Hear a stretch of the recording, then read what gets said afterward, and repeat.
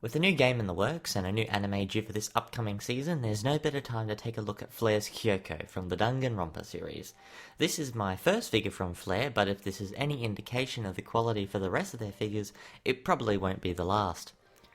It looks like Flare have taken a leaf out of Altair's book with this box, and that's a very good thing. It's clean, and on a practical level you can see much more of the figure inside before you buy it, and it's also a big tick for those who prefer to keep their figures unopened.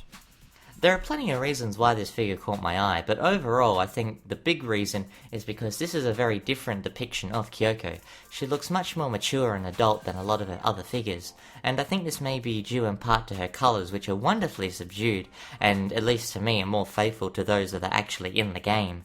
In fact, it wasn't until I did a bit of research that I found out that this was a very common trend among figures sculpted by Mitsumasa Yoshizawa. Turns out it's kinda their thing. Now, the word dynamic probably won't come to mind when you think of this pose, but it is very in character. In fact, I think it's not far from being identical to one of her portraits in the game. Admittedly though, her pose, the length of her fringe, and the direction of her gaze does make it somewhat difficult to display her on lower levels of a cabinet or shelf, as you can't really see her face. And trust me, you want to see this face. The sculpt is immaculate. There isn't a single aspect of it that looks rushed or just thrown on. And with so many little odds and ends, like zips, buttons, buckles and studs, you'd think that it would have been very tempting to get lazy. But instead, everything looks as though it's been given a lot of care.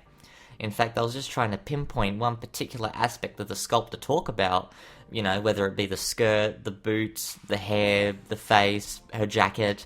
But in the end, they're all just as impressive as each other. I couldn't single one out.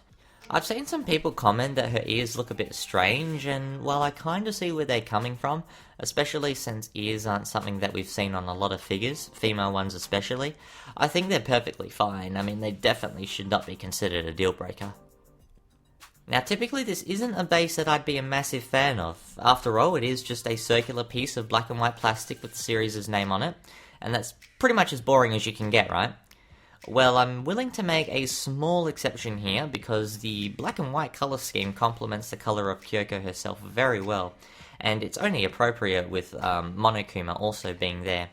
It's also very small, so it doesn't take up too much room, which is something that I'm sure a lot of collectors, myself included, appreciate. Besides, you're not going to get a base much more elaborate than Fat's. In fact, I'd probably argue that Flare's Kyouko is pretty much the polar opposite to Fat in every regard. Although, all that being said, they do have one thing in common: they both come with a Monokuma. As for this Monokuma, I don't really have too much to say. What you see is what you get, and to be honest, he feels more like an accessory than anything else, but it's nice that he's there.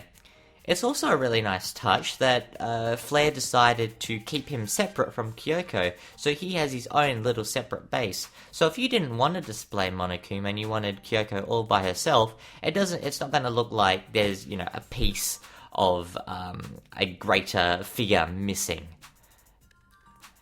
Speaking of accessories, Kyouko also comes with an additional hairpiece that you can swap out. It has her iconic cup noodles, because, as we all know, it wouldn't be a Kyouko figure without cup noodles. Interestingly enough, this is actually a cast-off figure. I mean, it's unexpected, and to be honest, with how long her hair is, it kind of gets in the way of other finer details. But it's nice that Flare decided to include it, nonetheless, for those who want to take advantage of it. In conclusion though, every aspect of this figure comes together to just ooze refinement. And despite the fact that she is, pale and subdued colours, she really does stand out in your collection. She's pricey, no doubt, and especially in the pre-owned market and with the upcoming anime, she's probably not going to get cheaper anytime soon.